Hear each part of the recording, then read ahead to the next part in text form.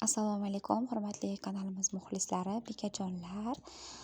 Bugun sizlarga zavarnoy kremni tayyorlashni ko'rsatib o'taman. Buni men medovik uchun tayyorlagandim. Kimlargadir zavarnoy kremi o'zi kerak bo'ladi. Buning uchun bir dona iriroq tuxumni olovga qo'yadigan chuqurroq idishingizga solib,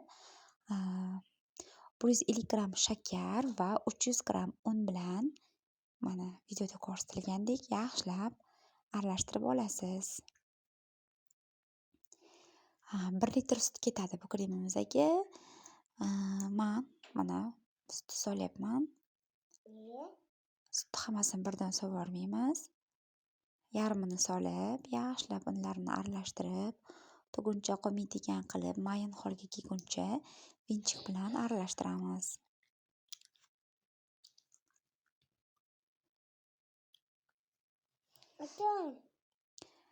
Bu kremimizni boshqa narsalarga ham ishlatsanglar bo'ladi, pirojnilarga ishlatsanglar bo'ladi.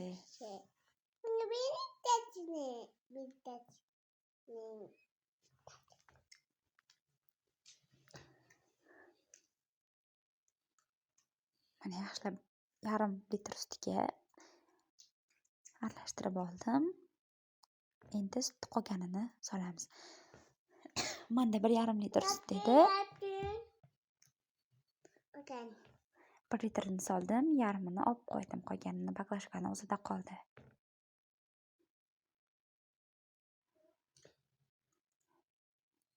Yana vinchik bilan yaxshilab aralashtirib olib, keyin olovga qo'yamiz. Olovni sal boshida balandroq qilamiz, qizlar to'xtamay aralashtirib turamiz. Unimiz kashaga o'xshab pishguncha yaxshilab to'xtatmasdan aralashtirib turamiz, bo'lmasam tagiga olishi mumkin. Yoki tuguncha holatiga kelib qolib kremimiz buzilishi mumkin. Shuning uchun uzog'i 8-10 daqiqa ketadi. To'xtamay aralashtirib turamiz, sutimiz qaynagungacha.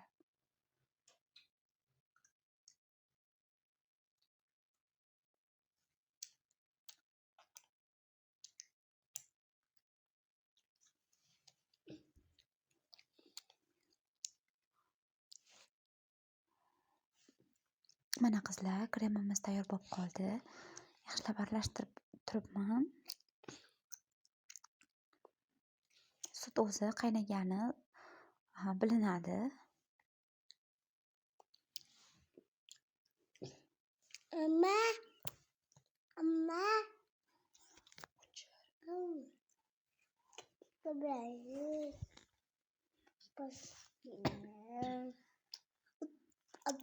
Mana videoda ko'rganinglardek sut qaynaydi. Sut qaynagandan keyin ham xohishga qarab 1-2 daqiqa yana yaxshilab aralashtirib turib, sutni yaxshilab pishirib olishinglar mumkin.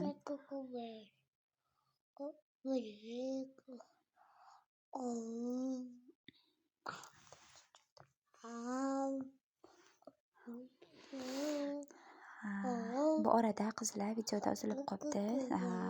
Xona haroratida boyagi sutli kremimizni sovutib olib, unga men bu idishga 180 gramm sливочный maslo solib mikser qilamiz. Birinchi sariyog'i mikser qilib olib, o'zini eritib olib, xona haroratida turgan bo'lishi kerak qizlar. Eriganroq xolodilnikdan olib ishlatsangiz kremingiz buziladi.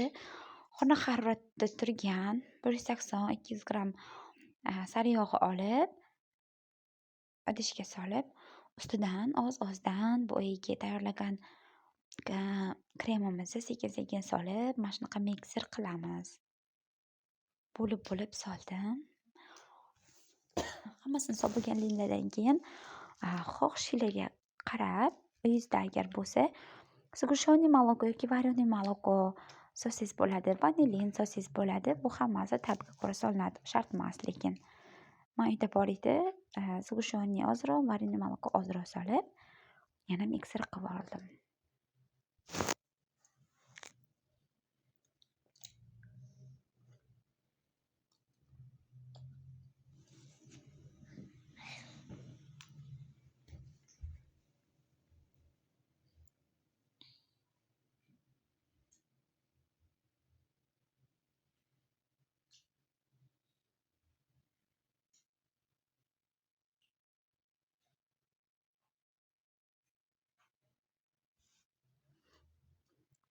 hammasi aralashib bir xil massaga, bir xil rangga kelguncha yaxshilab mikser qilib turamiz.